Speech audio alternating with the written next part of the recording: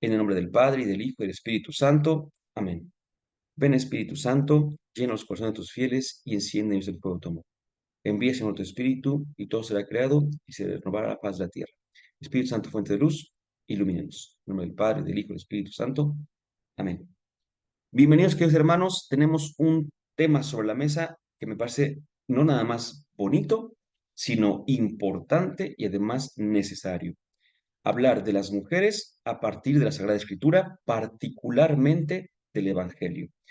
Porque recordemos que la Sagrada Escritura recorre un camino de todo un milenio, casi 1000 años, vaya, casi 1000 años. Se nos va hablando desde el primer libro que tenemos constancia hasta el último de los textos del Nuevo Testamento. De hecho, pues si somos muy estrictos, en textos, hablaríamos casi de 1400 años, y los primeros himnos que por ahí aparecen, porque son del siglo XIII, XIV antes de Cristo, y el Nuevo Testamento termina en el siglo primero, así que hablaríamos casi de 1300, 1400, rayando los 1500 años. Es un periodo impresionante. Pero por otra parte, tenemos la cuestión de que pues vamos a enfocarnos un poquito más en los evangelios, porque si no sería una labor titánica, no imposible, pero sí bastante difícil para el tiempo que tenemos, por supuesto. Entonces vamos a hacer una lectura panorámica, por supuesto. De hecho, en el grupo que tenemos les mandé por eso los textos del Nuevo Testamento, ¿verdad? Para el Nuevo Testamento, para guía práctica del Nuevo Testamento. Y uno de los textos que vamos a tomar como punto de partida es Palestina en tiempos de Jesús. No es Palestina en tiempos de los reyes, no es Palestina en tiempo de Josué, no es Palestina en la deportación, sino en tiempos de Jesús. Porque no solamente la figura de la mujer, sino muchas figuras, muchos símbolos, muchas instituciones, algunas aparecieron, otras desaparecieron en todo este periodo, así que pues que no sea raro que hablar de las mujeres pues también conlleva muchos cambios si quisiéramos tratarlas de una manera monolítica de principio a fin. No se puede. Sí podemos tener luces por ahí, por supuesto, pero que digamos nunca ha cambiado es muy difícil, es muy diferente, ¿no? En segundo lugar, porque nos encontramos en una época en la cual definitivamente tenemos una deuda no con las mujeres, tampoco con los hombres, tenemos una deuda con la verdad, ¿sí? En ese sentido, le debemos, y me acuerdo mucho del documento de Puebla, le debemos al ser humano tres verdades. La verdad sobre Dios, sobre Jesús en particular, la verdad sobre la iglesia y la verdad sobre el hombre mismo. Y eso tiene ya más de 40 años que el documento de Puebla lo mencionaba. Pues, de hecho, lo mencionaba, si no me equivoco, ahí puedo equivocarme, el Papa Juan Pablo II en su discurso inaugural. Es que ahorita no recuerdo si fue en el discurso inaugural o si es en los preámbulos del documento de Puebla, pero creo que fue el Papa Juan Pablo II en Puebla, por supuesto. A eso me refiero, fue en Puebla, eso sí es definitivo. Y dice, estas tres verdades debemos. La verdad sobre Dios, sobre la iglesia y sobre el mismo hombre. Y en ese sentido, nos damos cuenta de que estamos en una época de mucha confusión antropológica. Ya dejemos un momentito la confusión teológica, eclesiológica, ¿verdad? Pero andamos en un tiempo de mucha confusión antropológica. No terminamos de entender qué es el ser humano y cómo se concreta o cómo se hace concreto en la historia, porque el ser humano, en cuanto tal, no tiene una cualidad histórica en ese sentido. El ser humano como tal, es decir, la definición de ser humano es, si está bien, es la misma hoy, hace 1000 años y dentro de 1000 más. No, no, eso no pasa nada. Pero cómo concretamos nuestra humanidad en la historia, eso sí puede ir cambiando. Y entonces estamos en una época en la cual eh, algunas veces por confusión, otras por mala intención, pero se quiere como que mm, reinterpretar categorías y en este caso, por ejemplo, géneros. Entonces, que nosotros hablemos en este momento, en este curso, de las mujeres del Evangelio, es más, repito, una deuda con la verdad que una deuda con algún género en particular. Porque justamente en tanto veamos la verdad, entenderemos cómo actuar. Entonces, esa es la intención también de estos temas, para que podamos por ahí tener ya la cuestión clara. Y quiero empezar rápidamente vamos a hacer varias lecturas, ¿verdad?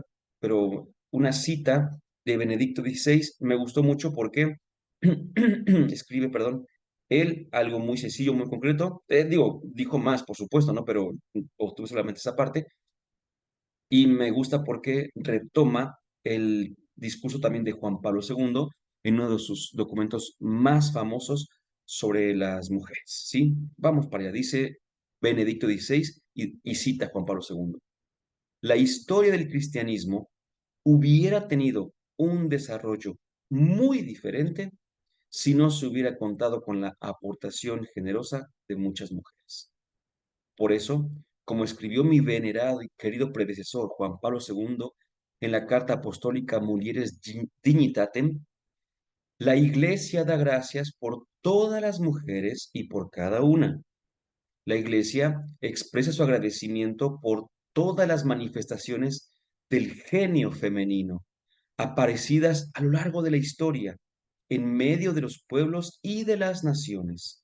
Da gracias por todos los carismas que el Espíritu Santo otorga a las mujeres en la historia del pueblo de Dios, por todas las victorias que debe a su fe, a su esperanza y su caridad. La Iglesia, dice Juan Pablo II, le debe victorias a la fe, la esperanza y la caridad de las mujeres. Y también manifiesta su gratitud por todos los frutos de santidad femenina. Cuando vamos a un curso, miren, voy a poner un ejemplo que espero que se entienda muy rápido, creo yo que se entienda mucho, muy rápido. Si vamos a un curso, no sé, o un retiro, un seminario, un taller, por ejemplo, de eh, relaciones laborales, pues creo que últimamente tengo mucho esta idea muy pegada y me confronta, me anima y me exhorta. Dice uno, realmente, ¿qué de nuevo vamos a decir? Sí, tal cual, ¿no? Relaciones laborales. Pues si hablamos de que tenemos que vivir el respeto, eso es novedad. Que hay que ser buenos compañeros, es novedad. Trabajar en lo que nos toca, eso es novedad. Es decir, siempre como que este tipo de cursos, lo importante no es lo que se dice, porque se ha dicho mucho, porque lo hemos investigado en internet, porque si a cualquiera de los participantes de ese taller, curso, seminario, lo que sea, le pides un trabajo y le dices, oye, dime cuáles son las condiciones más aptas para un ambiente laboral sano. Lo puede investigar. Es decir, no haría falta que vaya a este curso, taller, lo que sea, de 40 horas, dicen a veces, ¿no? Y con algún diploma y pues obviamente con un pago muy, muy caro. Entonces, como que a veces no hay tanto en ese sentido, sino que lo que buscamos es que seamos los participantes tierra buena. Ese es el punto. Porque si no somos tierra buena, porque no lo hemos sido antes en ocasiones, entonces eso que se nos diga, pues vendrá, será verdadero, pero no necesariamente lo vamos a vivir, lo vamos a creer, lo vamos a entender. Algo pasa con lo del tema del día de hoy, algo parecido pasa así, porque decimos, vamos a hablar de las mujeres. Y esto que estamos leyendo de Juan Pablo II, que dado que también llega a ser en cierto modo inspirado, por supuesto, pues creo yo que es una belleza. Uno lo lee y dice, lo siento en mi corazón y lo comparto. Pero ¿qué de nuevo tiene esto? ¿No? Entonces creo que, decíamos, hay como que buscar justamente el tiempo perfecto, la actitud y la disponibilidad perfectas. Entonces, es lo que tenemos que ir nosotros como que revisando. Aún así, a pesar de que no sean cosas 100% novedosas, creo que es muy necesario que podamos tener estas ideas de entrada. Primero, dice, repito, Benedicto XVI, vaya, ¿no? El cristianismo hubiera sido diferente sin mujeres. Y uno dice, pues, es obvio, pero aceptarlo, reconocerlo y que él lo haya hecho vida también, entonces, sí es cierto, dice, se hubiera desarrollado muy diferentes sin esa aportación de las mujeres. Estamos de acuerdo, Benedito, contigo y también con Juan Pablo II, que recuerda que hay que agradecerle a las mujeres. Y a esto voy, ¿no? No es que a los hombres no haya que agradecerles, no es que a los niños, a los adultos, a los jóvenes, no, no, no. sino que siempre eso es un momento de gracia para recordar y tomarlo siempre en cuenta y tenerlo siempre presente. Entonces, la iglesia expresa su agradecimiento por todo el bien que le ha hecho la mujer a ella misma, no a la iglesia. Ahora bien, ¿cuándo empieza esta labor de la mujer? ¿Cuándo empieza la figura femenina, por así decirlo? Y habrá quien diga, bueno, no sé, por ejemplo, muchos de los textos que les mandé en el grupo son también de mujeres. Y ahorita que estamos empezando, les mencionaba de otras mujeres y demás, ¿no? Entonces tenemos varios libros de mujeres que hablan bien de las mujeres, como diciendo es que si no hablamos nosotros, nadie más lo va a hablar, por supuesto. Hay series en editoriales, series de libros, obras, vaya, que son, me acuerdo mucho una que era teología feminista actual, algo así, ¿no? Y feminista no en el sentido de la ideología feminista, sino teología hecha por mujeres, porque hay teólogas mujeres, por supuesto, ¿no? Hay, y muy buenas, eso es definitivo. Pero también tenemos varones, en ese caso, que también pueden aportar mucho a la cuestión de las mujeres. Y bueno, vamos entonces, después de este antecedente, vamos a ver el papel de la mujer en tiempos de Jesús. Y para esto, quiero empezar leyendo a Tomás Parra Sánchez en su diccionario de cultura bíblica, porque desde aquí, este diccionario es, a diferencia de los textos especializados bíblicos, este diccionario es muy, muy accesible, al menos en costo, pero también para ubicarlo. Es decir, uno va a una librería católica y no es para nada difícil encontrarlo. Así que podemos buscar y pues las últimas veces estaba como entre 120, 130 pesos más o menos. No está tan difícil de conseguir económicamente hablando. Y vean cómo empieza Tomás Par Sánchez. Uno busca la definición de mujer y dice así, bueno, la definición o la aportación a la voz mujer. Aunque desde diferentes trincheras muchos hablan de un machismo bíblico, o al menos de un masculinismo, entiéndase patriarcalismo, en los casos más benévolos, por ejemplo, el examen de situaciones, o sea, cuando uno lee atentamente, cuando uno se pone bien, bien con toda su conciencia, el examen de situaciones, textos, temas y terminología en los escritos bíblicos parecen no seguir, sin más, esa orientación. A ver. Me estás diciendo que tenemos un prejuicio de que en la Biblia encontramos machismo, pero que si atendemos con mucha conciencia los textos, nos vamos a encontrar con sorpresas. Efectivamente. Para aclararlo, habría que ver en los evangelios el rol, el lugar y el número de mujeres mencionadas. Y dice uno, pues sí es cierto, escuchamos de varias mujeres, ¿no? Regreso a la diapositiva. Y miren, yo aquí mencioné nada más así, Isabel, Ana, la suegra de Pedro, la viuda de Naín, la hemorroísa y otras. Pero ya el hecho mismo de decir tantos nombres o tantas figuras femeninas llama la atención, porque si fuera la Biblia 100% cultural, entonces no se hablaría de ni una sola, ¿verdad? Y que una mujer hablara, menos. Y que el actuar de una mujer condujera, por ejemplo, al nacimiento del Salvador, al nacimiento del precursor, a un milagro robado para Jesús, como la hemorroísa, a un milagro por la generosidad de Jesús, por la misericordia que tuvo con la vida de Naí. No sé, eso tampoco se contaría. Pero cuando uno empieza a ver por eso dice Parra Sánchez, empieza a ver el rol, el lugar y el número de mujeres mencionadas, y el lugar también, ¿eh? Porque uno recuerda rápidamente Jesús crucificado, y en el texto más histórico de los cuatro evangelios, que es el de Marcos, recordamos que se mencionan un montón de mujeres que veían desde lejos, y no se menciona a ningún varón, ni discípulo, por supuesto, ¿no? Menciona aquí Parra Sánchez justamente algunos textos, como Lucas 1 del 5 al 7 y del 26 al 56, el 24 del 1 al 11 y el 24 también, versículo 24. Ciertamente, vamos, seguimos leyendo para Sánchez, ciertamente la mujer parece no estar en el rango del patriarca o del mayor de la comunidad, ciertamente, pensemos en una tribu, un clan o una familia. Pero en ese mismo rango se hallaban otros adultos menos viejos, los jóvenes y niños que no tenían voz propia y que seguían las directrices de mayores o principales, entiéndase, patriarca, rey o sabio, o de quien hiciera sus veces. Por otro lado, conviene ser honesto y respetuoso de la visión cultural en otros tiempos sin pretender comprenderla desde la perspectiva moderna. Esta perspectiva, obviamente, que tiene que ver con los derechos humanos.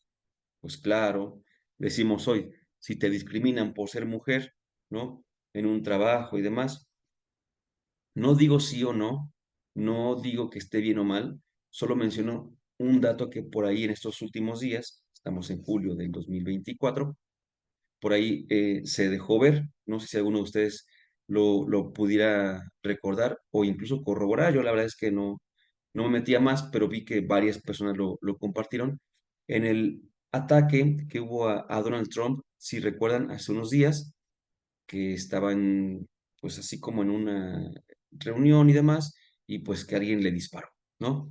Entonces, los agentes del servicio secreto rápidamente pues empezaron ahí a cubrirlo y todo esto, pero había un agente que de hecho estaba al cargo de los demás y que como que no sabía ni qué hacer, al parecer, ¿no? Según esto, y como que mientras todos estaban protegiendo al ahora candidato, este agente encargado no sabía ni qué hacer y estaba lejitos que hasta después reaccionó.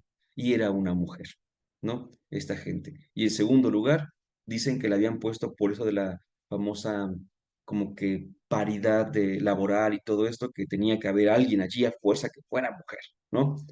Me suena, y ojo con lo que voy a decir, no es que hagamos política, sino es un ejemplo mismo, que déjame terminar la idea, por favor, a nuestra presidenta, presidente, mejor dicho, porque tenemos que decirlo, ya electa, al menos formalmente, sí, definitivamente nos la impusieron, definitivamente. Y no me refiero a que haya habido ningún fraude ni nada por el estilo, no, por eso no hagamos política, sino a que simplemente nos dieron a elegir entre tres opciones eh, que son pues totalmente mm, para el bien de sus mismos partidos, para el bien de cierta corriente política, y sí, pero nunca, nunca, nunca para el bien del pueblo, ¿no? Es decir, nos dijeron, perdón el ejemplo que voy a poner, y repito, no estoy evidentemente ni contra la mujer en general, ni contra Claudia Sheinbaum en particular, ni con nada por el estilo así, pero sí nos dijeron, ¿qué quieres desayunar? Tenemos, huevitos, frijoles o arroz. Y eran tus únicas opciones. ¿Sí? Si tú decías, es que quiero hot cakes, no, pues no puedes hot cakes, ¿no? Quiero chilaquiles, no puedes, huevito, frijoles o arroz. Ahí tienes, eso es lo que te damos. Entonces, pues obviamente que eso me refiero con que fue impuesta por mil razones, menos la razón de verdad que era el auténtico y verdadero gobierno para nuestro país. Pero bueno, no hagamos política, repito, no es esa la intención, es simplemente ver que a veces por esa visión moderna de querer meter a la fuerza a las mujeres, pues a veces hay muchos errores. No estoy diciendo, lo digo nada más para que quede la idea clara, que una mujer no pueda gobernarnos. Vaya, podrían eso y más, por supuesto, ¿no? Podrían gobernarnos hasta mejor, mucho mejor que muchos que nos han gobernado anteriormente. De eso no hay duda, o sea, ese no es el punto, para nada. Las capacidades, la dignidad, no sé, tantas cosas, eso está fuera de discusión, sino las formas, muchachos, eso es lo que tenemos que ver ahorita que estoy compartiendo esto. Bueno, decíamos entonces, la cultura que se manifiesta en la Biblia no se puede pretender comprenderla desde la perspectiva moderna de los derechos humanos, de la democracia, de la igualdad de oportunidades y del avance de la competencia y el profesionalismo actuales en que el individuo impone su experiencia y especialidad o vale por su habilidad y genialidad. En cierto sentido, la antropología y cultura de los tiempos bíblicos era sumisa, tradicional y conformista, de modo que la libertad no era una especie de rasgo personal, sino que era consecuencia derivada de la integración a la comunidad, de corresponsabilidad dentro de ella y de respeto a la visión del grupo y al orden establecido. Ya estoy por terminar a Parra Sánchez. Lo anterior se refuerza al comparar los estados antiguos con los modernos, pues a pesar de la democracia, de la equidad de género, libertad e igualdad de derechos, en los últimos derechos, no todos han tenido presidentas o idéntico número de varones y mujeres en las áreas y actividades eclesiales, políticas y sociales. Pero eso es un tema que no viene ahorita más que para mencionarlo como una lucecilla por ahí, pero nosotros queremos ir un poquito más allá y un poquito más atrás, ¿no? Entonces, la primera sorpresa es esta justamente, que no estamos ante aquel prejuicio que siempre hemos dicho, ¿no? Así como que a la mujer le iba muy mal en la Biblia, en los tiempos bíblicos y en los tiempos de Jesús, totalmente despreciada y demás. Incluso, por ejemplo, no pongo un caso que yo lo he mencionado en positivo, es decir, lo he como citado y ahora tengo que matizarlo, por supuesto, ¿no? El caso es aquello que decía la hermana Glenda en uno de sus cantos, em, que hacía referencia al saludo del ángel a María. Y decía al principio la hermana Glenda, de manera hablada, que en los tiempos en los que a la mujer no se le hablaba, el Señor envió a un ángel a que le diera un mensaje. En los tiempos en los que a la mujer no se le hablaba. Y es que, repito, ¿no? Eso lo hemos dicho, yo también lo he dicho, por supuesto, de una manera pues muy de pasada, ¿no? O sea, como que recordemos que la mujer no contaba, por ejemplo, en las asambleas, recordemos que la mujer no podía leer. Incluso voy a decir ahorita rápidamente, porque llega a dar un poquito de risa, pero dices, si es en serio, da hasta miedo por lo que se afirma y llega a dar hasta pena ajena. ¿A qué me refiero? Pues aquí hay una secta actualmente que afirma que el Señor Jesús era mujer, porque no hay ninguna cita real, dicen ellos, que afirme que fuera varón, y entonces le llaman, se los juro, Cristo Lisbeth. ¿De dónde sale Lisbeth? No sé.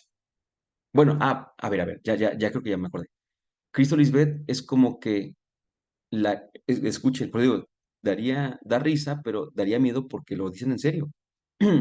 Es la actual diosa. Y cuando digo actual diosa es que es una señora que dice que es Dios y ella es Cristo Lisbeth, ¿sí? Pero entonces resulta que dice que nos han manipulado, que Cristo era mujer y que pues solamente ella tiene la verdad y que ahora ella está afirmando que Cristo era, ¿cómo le dicen? Dios Melquisedec, Cristo Lisbeth. O sea, ya tienen ahí y dices, es que en serio, no sé cómo podría haber gente que les crea y hay gente que les cree, ¿verdad? O sea, sin llegar a ese punto, vaya, eso me refería, ¿no? De afirmar ya que Dios es mujer, por así decirlo. Bueno, de Dios dejemos de una vez, ¿no? Dios ni es hombre ni es mujer. Dios es Dios, ya lo sabemos, lo hemos dicho muchas veces.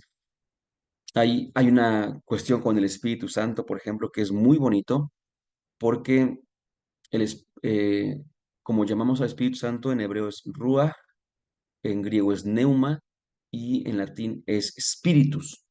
Y resulta que en uno el género es neutro, en otro el género es masculino y en otro el género es femenino. Es una cosa bien bonita, curiosa, ¿no? Pero justamente porque el espíritu tampoco podemos encajonarlo a que sea el espíritu o la espíritu, que repito, muchos lo dicen como que ella, pero por cuestión ya de corrientes ideológicas. Pero ya llegar a que Jesús fuera mujer, ya llegar a eso, ya es una cosa bien. Me acordé porque decía esta mujer, no hay citas donde se vea que Cristo sea hombre. Y uno se pone a pensar y dices, es que hay muchísimas que no dicen Jesús era hombre como tal, pero a esto voy, a que una mujer nunca, jamás habría leído en la sinagoga este, el rollo del profeta Isaías, como lo hizo Jesús, por poner un caso. A una mujer nunca le habrían dicho maestro, como le dicen a Jesús, ¿no? Y a eso iba, ¿no? A que culturalmente hemos escuchado de las mujeres que dicen tal y tal y tal cosa, no valían, no contaban, no hablaban, la mujer, dice Pablo, mejor guarda silencio en la asamblea y todo esto. Pues bueno, en ese sentido tenemos esas ideas, pero vamos a ver, y aquí es el punto, si corresponden únicamente, escuches, esa es la nota aclaratoria al ambiente bíblico de tiempos de Jesús. Y entonces vamos a apoyarnos en un texto que sí se los mandé, que es de los cuadernos bíblicos, el número 27, que se llama Palestina en tiempos de Jesús. De ahí tomé el texto tal cual y lo vamos a ir aquí compartiendo para que veamos. No resulta fácil señalar la condición de la mujer en la época de Cristo. Vean, o sea, ya desde ahí, ¿no?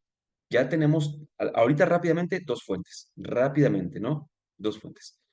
No resulta fácil señalar la condición de la mujer en la época de Cristo. En efecto, muchos de los datos que tenemos nos los han transmitido textos rabínicos posteriores.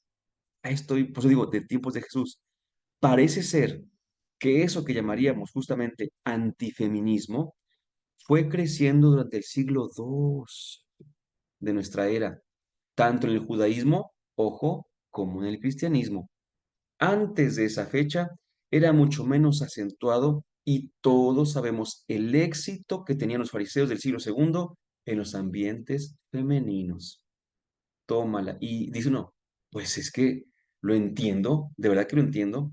Por tanto, es peligroso, tanto en este terreno como en los demás, extrapolar los datos que tenemos y decir con certeza si la mujer que vamos a presentar aquí es solamente la del siglo II o ya es la del siglo I. A ver, esto me ilumina. ¿Por qué? Porque estamos diciendo de Ana, de la suegra de Pedro, de María Magdalena, de la mujer de Cleofás, o sea, tantos nombres y mujeres. Es cierto, eso de alguna manera como que no concordaría con la idea que tenemos de que la mujer no contaba y que su voz no era escuchada. Aquí hasta regañan a Jesús, aquí hasta dialogan con él como si nada, y supone que no habría que hablar y demás. Pues entonces tenemos que recordar todo esto. Quizá recordemos un poquito de la historia en la cual a principios, bueno, en el primer siglo, en el año 70, ¿se acuerdan? Jerusalén fue asediada y pues fue destruido el templo y todo esto por segunda vez, por cierto. Y ya dicho esto, pues después el judaísmo tuvo que volver a fabricarse, por así decirlo. Y al parecer en este rehacerse es cuando viene ya como que una carga antifemenina. Pero resulta que hay textos del primer siglo que no tienen esa carga antifemenina. Entonces podríamos decir, oye, estamos encontrándonos, y esto creo que sí es nuevo para muchos, estamos encontrándonos con una cuestión muy, muy interesante. Bueno, seguimos entonces. Ya tenemos aquí la primera idea que condice con Parra Sánchez, ¿eh? Realmente ahí vamos justamente a la par. Se compra la mujer por dinero, por contrato y por relaciones sexuales, afirma un rabino. Se compra el esclavo pagano por dinero, por contrato y por toma de posesión. Así pues, ¿hay alguna diferencia entre la adquisición de una mujer y la de un esclavo? No. Ah, fíjense más, esa mirada es la que como que tenemos más grabada, ¿verdad? Esa idea. Esa definición, los autores de este cuadernillo bíblico número 27 nos dicen, esa definición nos presenta claramente la condición femenina. Lo mismo que el esclavo, la mujer depende de su dueño marido y vale para atender a todas las necesidades. Recordemos que antes de casarse, su dueño es su papá, ¿verdad? Entonces nada más cambian de dueño. Cuando se casa no es que salga de la casa vestida de blanco, sino que cambia de dueño. No puede gozar ni de los ingresos de su trabajo, ni de lo que encuentre. Está sometida solamente a los mandamientos negativos o generales de la ley y no a los que están ligados a un tiempo concreto, sino cómo va a poder ocuparse de los hijos y de las tareas del hogar, ¿verdad? Si no se le prohíbe interesarse por la ley y las tradiciones, se aconseja que no se le enseñen demasiadas cosas, porque, y escuchen esta afirmación, el que enseña la Torah a su hija le enseña la prostitución. Uf, así de fuerte se veía, ¿no? De verdad que eh, esta forma de presentar a las mujeres era sumamente terrible, ¿no? Pero repito, estamos tratando de averiguar si estos también es tiempos de Jesús, que por ahí tenía que haber algo ya, por supuesto, ¿no? A lo mejor un poquito en germen, por así decirlo, pero esto es posterior, ¿sí? Incluso si uno ve la historia de Israel, se da cuenta de que hay muchas mujeres muy famosas. hay libros bíblicos con nombres de mujeres. Esther, Judith. Hay libros bíblicos donde las mujeres tienen un papel protagónico. Bueno, el libro de Ruth también, ¿no? Por ejemplo. Entonces nos damos cuenta de que quizá como que esta idea que teníamos, muy tajante, muy de blanco-negro, ¿verdad? Blanco-negro es tajante, así total, de que las mujeres eran menospreciadas y que no eran valoradas en los primeros, en los tiempos bíblicos, parece no ser tan exacta. Parece que sí hay muchos matices, parece que hay muchos grises y que en ocasiones lo que creíamos que era blanco era negro y viceversa. Entonces, esta idea de que a la mujer se le puede, pues, prostituir justamente es un simbolismo claro al enseñarle la ley y que es mejor, por tanto, no enseñársela, parece que no es de tiempos de Jesús, sino posterior. Me acuerdo ahorita de una película que se llama Ágora. Esta película trata de Hipatia o Hipatía de Alejandría. Em, Se presenta como una película histórica, pero la verdad es que deja mucho que desear. Histórica no es, para empezar. Punto. Se presenta como basada en hechos reales y todo esto, pero no es una crónica, tal cual. Y segundo, también tiene ciertas tendencias anticristianas que se dejan ver porque hay afirmaciones que son a veces no tan equivocadas, pero que sí se prestan a confusión. Y ya por último, pues hay ideas que son totalmente anticristianas. Pero en ese sentido, ahí se ve que la protagonista, Hipatia, era muy inteligente y que la iglesia, yo les resumo la idea, y que la iglesia lo que hizo fue pues acabar con ella porque era un peligro, ¿verdad? O sea, aparentemente la mujer, a eso voy, ¿no? Que sabe, que conoce, que aprende, es un peligro. ¿Para quién? Pues para esta estructura machista, patriarcal, y ya no me acuerdo cómo, qué tantas cosas dicen así las y los feministas del día de hoy, ¿no? Eh, Evidentemente no es cierto, pero hay que ir entendido que eso también se decía en sus tiempos. ¿Qué más? El sitio de la mujer es la casa, ¿no? Es lo que decíamos desde antes, mucho antes, ¿no? Ocupándose de los hijos y del hogar, hilando lana en Judea o lino en Galilea.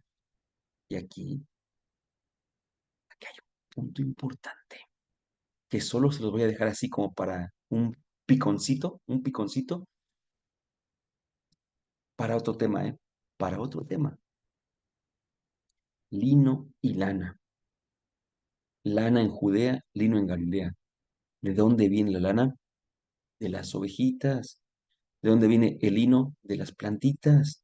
¿Se acuerdan de Caín y Abel y sus ofrendas? Tiene que ver con esto. Caín y Abel es un relato, pues no de los hijos de Adán y Eva ahí con acta de nacimiento y todo, sino que tiene que ver con una cuestión de pueblos. Pero otro día hablamos de eso, ¿verdad? Lino y lana. Acuérdense de siempre eso, lino y lana. Estaba como que prohibido juntarlos en un tiempo. Pero bueno, seguimos. Los textos indican la cantidad mínima que tiene que hilar o tejer durante la semana, cantidad que disminuye si tiene que dar el pecho a un niño de menos de 2 años, por supuesto, ¿no? Y la mujer no tiene nada que hacer afuera de la casa. Y si se ve obligada a salir, tiene que guardar el anonimato más completo y cubrirse, por tanto, con un velo, ¿no? Entonces ya desde ahí, porque si ves a una mujer en la calle, esa mujer, ¿qué tiene que estar ahí? No, ella debe estar en la casa, es la idea. Y van a ver, completo con esta. Si la mujer inicia una conversación, por ejemplo, para preguntar alguna cosa, hay que responderle lo más brevemente posible. No hay que dirigirle nunca la palabra, ni siquiera para saludarla. Vaya, ni por educación, dice, ¿no?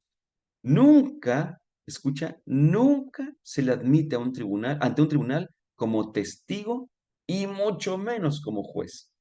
Que eso es, este punto que está en amarillo resaltado, es el que tanto llama la atención de la resurrección de Jesús, porque aquí se le apareció a las mujeres. Entonces, se devanan los sesos ahí preguntándose los biblistas y los estudiosos, ¿por qué a mujeres? ¿Por qué Jesús? Si en esos tiempos la mujer no tenía el peso de un testigo. Entonces hay que tener mucho cuidado porque sí es bastante curioso, ¿no? Es verdad que ocupa un lugar en la sinagoga, pero por muchas mujeres que haya, los oficios no se podrán celebrar hasta que haya 10 hombres adultos. Y me han escuchado decir que algunas veces había mujeres y esclavos, y si había 8 hombres adultos y había mujeres y esclavos, los hombres preferían darle la libertad al esclavo que tomar en cuenta a la mujer. Fíjate nada más, o sea, prefiero perder a un esclavo que darle voz, darle lugar a una mujer. Uf, pero recordemos que eso es muy importante. Si ustedes investigan cuál es la... Es que somos muy anacrónicos, ¿sí? Y esto que le estoy diciendo es anacronismo puro, o sea, es decir, aplicar a tiempos de Jesús todas estas cuestiones que estoy diciendo sería anacronismo puro. Anacronismo significa poner en un lugar algo que es de otro tiempo, ¿sí? Juzgar de una manera un actuar, una forma de pensar o de vivir con datos de otra manera, no de otro tiempo, de otra época. Entonces, decir todo esto y aplicarlo para tiempos de Jesús es un poquito difícil. Por ejemplo, les voy a contar dos anacronismos que tenemos. El primero es el de que los primeros cristianos eran asesinados en el Coliseo de Roma, ¿sí?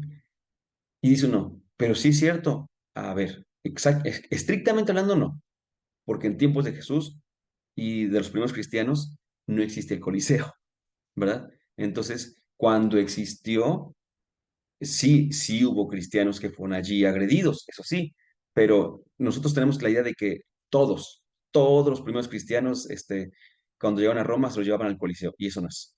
Y otro, por ejemplo, que también me ha tocado por ahí escuchar y alguna vez mencionar sin la debida delicadeza, es con respecto a la sinagoga de Cafarnaúm.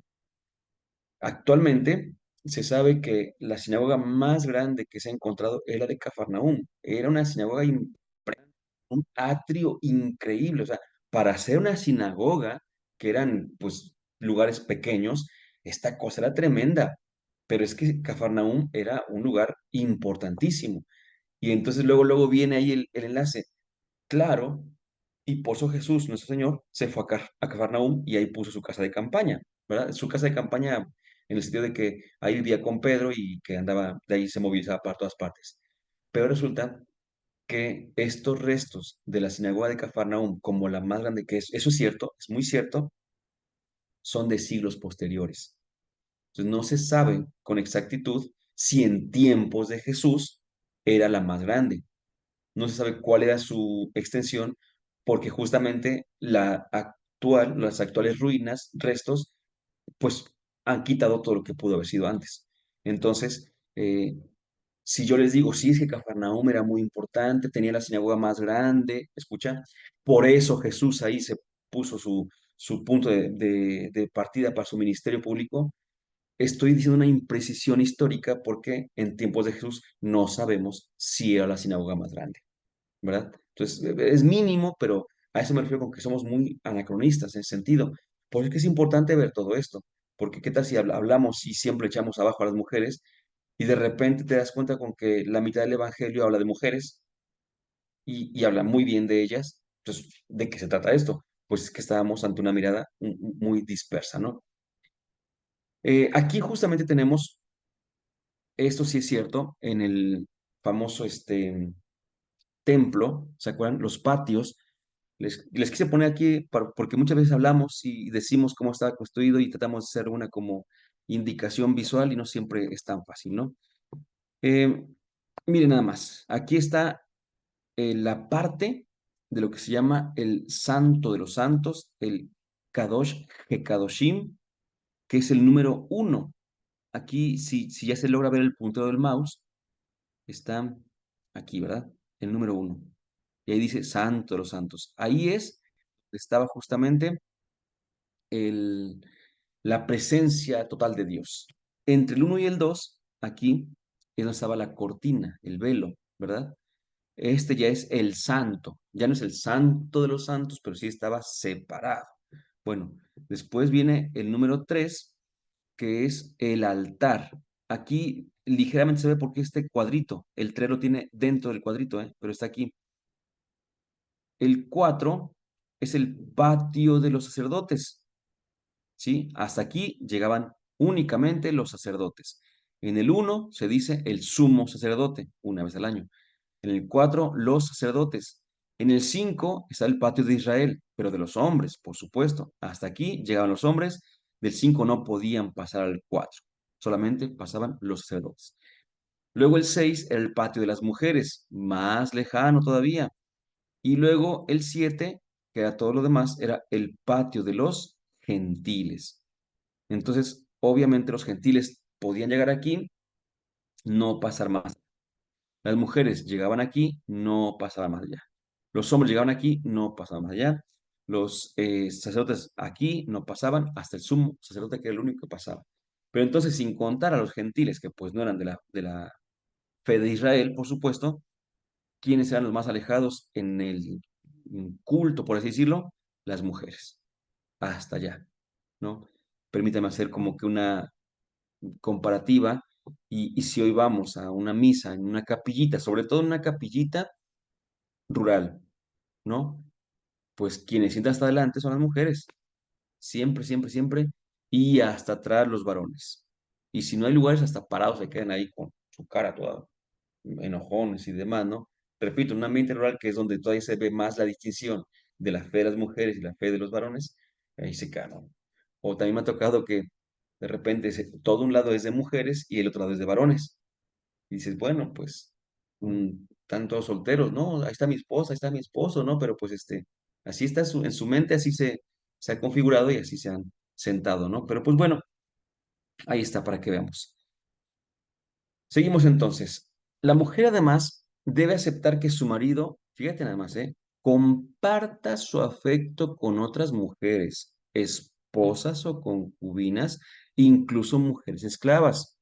Notemos, sin embargo, que aún con eso, la poligamia es muy rara, aunque solo sea por motivos económicos.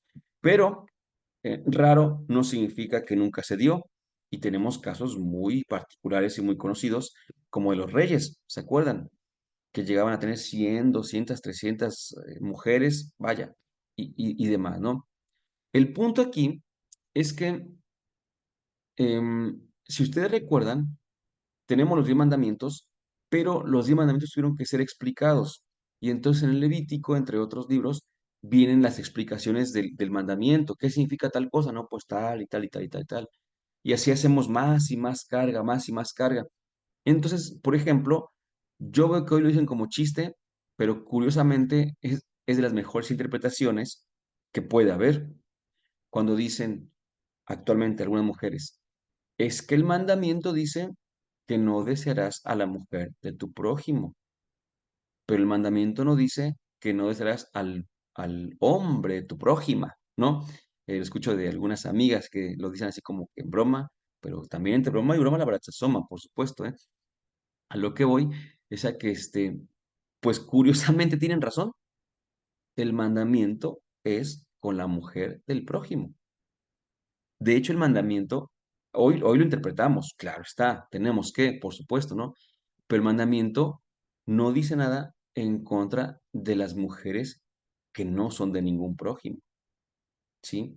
Por eso es que los reyes y muchos más pudieron tener mujeres así en cantidad simplemente porque no estaban casadas. Y como estaban casadas, no faltaban al mandamiento, ¿verdad? Oye, ¿y por qué no se dijo del el hombre de la prójima? Pues porque la mujer no tenía en ese sentido, no podía tomar esas decisiones, ¿sí? Era imposible que tomara ese tipo de decisiones, que la mujer eligiera al varón y que dijera, quiero a uno y a otro y a otro, eso no se daba, era, culturalmente, repito, era imposible.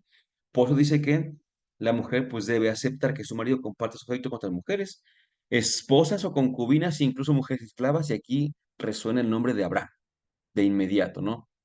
Que Abraham tuvo a su primer hijo, que no fue Isaac, sino Ismael, con Agar la esclava, ¿se acuerdan?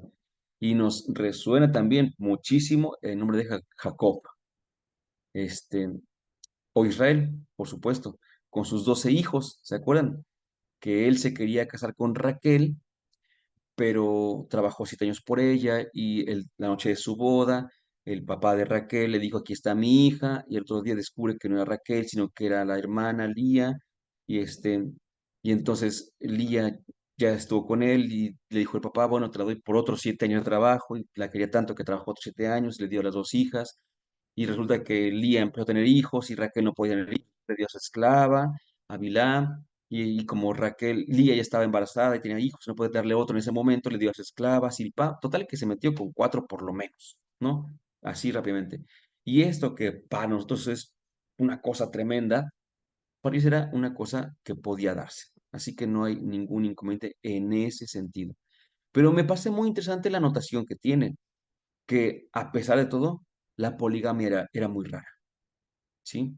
Ya ven que hoy de los países orientales se dice el jeque, el millonario, vaya, de los árabes, se puede tener las mujeres que pueda mantener, ¿verdad? Pues mientras pueda mantener, que tenga las que quiera. Mientras más dinero, más mujeres, todo esto. Pero en la Biblia no se ve esa ideología. No es de que, bueno, pues yo puedo mantener a cinco, tengo a cinco. No, al contrario. De hecho, se ve como que muy grabado el, la figura del matrimonio. ¿Y por qué? Por la fe, justamente. Lo que salva es la fe. Porque como ellos, la figura del matrimonio, como la figura de Dios con el pueblo, entonces irse con otros dioses era idolatrar, adulterar, era idolatrar. Entonces, pues también ellos tenían que resguardar esta figura del matrimonio exclusivo, por así decirlo, ¿no? Porque si no, como que se hacía esta comparativa con Dios, de que Dios también podía compartirse con otros dioses, y eso, pues definitivamente, ¿no? Y bueno, pues ya nada más decirlo, ¿no? Que también por extensión, por eso es que el matrimonio cristiano es un sacramento también. Aunque don Fernando Casanova diga que no, ¿verdad? Pero sí es un sacramento el matrimonio cristiano. Pero la mujer, a pesar de todo, también es hija de Israel, lo cual le confiere ciertos derechos. Primero, tiene derecho a un mínimo vital. Su marido está obligado a darle lo necesario para comer y vestir y algún dinero contante. De lo contrario, podrá quejarse ante el tribunal que eventualmente condenará a divorciarse al marido después de una investigación. Eso es novedoso. Eh, no es algo que, para empezar, no es algo que se dirá todo el tiempo, ¿no? Y por otra parte, es novedoso porque en teoría las mujeres no pueden pedir el divorcio. No es que esté pidiendo el divorcio, sino que está pidiendo su derecho a un mínimo vital. Es decir, si el marido le da ese mínimo, pues adelante. Segundo, también tiene derecho a la dignidad. Es decir, si cae esclava, el marido tiene que hacer todo lo posible por rescatarla. Si se pone enferma, mira, debe proporcionarle todas las medicinas necesarias. En fin, no puede imponerle el cumplimiento de votos contrarios a su dignidad ni obligarla a la prostitución. Aquí, en el segundo punto, ¿a quién nos suena? A la suegra de Pedro. No sé si se acuerdan que estaba enferma la suegra y le hablan de ella, ¿sí? No es que ella vaya con Jesús, sino que le hablan de ella. Tampoco puede ser, por último, repudiada por cualquier motivo. El contrato de matrimonio es a la vez un freno para los caprichos del marido y una garantía para la mujer. Esto también está un poquito en veremos, ¿eh? Eh, Porque también se llega a decir que antiguamente el marido, es que una cosa es que lo pudiera hacer y otra cosa es que lo hiciera tal cual, ¿no? Pero si el marido decía, mi mujer no sabe cocinar, hasta por eso podría también llegar a despedir a su mujer, ¿sí? Y darle el acta de divorcio y todo esto. Pero recordemos ese punto, ¿no? O sea, esto es como que también está al origen. Después se empieza a desvirtuar. Desvirtuar, entre otras acepciones, significa perder la fuerza, perder la fortaleza. Tanto se perdió la fortaleza que se dio la imagen del divorcio, justamente. Y le preguntan a Jesús, ¿se acuerdan? Oye, pues es que está permitido. Y dice Jesús, no, no, no, Moisés lo permitió porque sabía cómo eran duros de corazón, pero si no, no habría sido permitido. Entonces, esta es la situación jurídica que se deduce de los textos antiguos, pero la realidad del hecho no es tan negra, perdón, la realidad de hecho no es tan negra.